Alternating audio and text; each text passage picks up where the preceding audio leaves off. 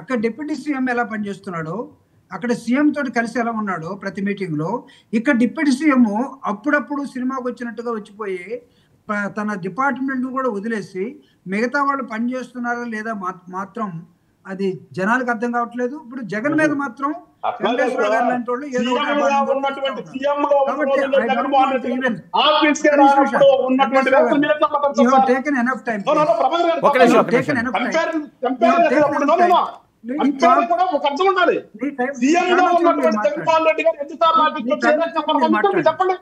Okay okay okay ఒక నిమిషం అండి.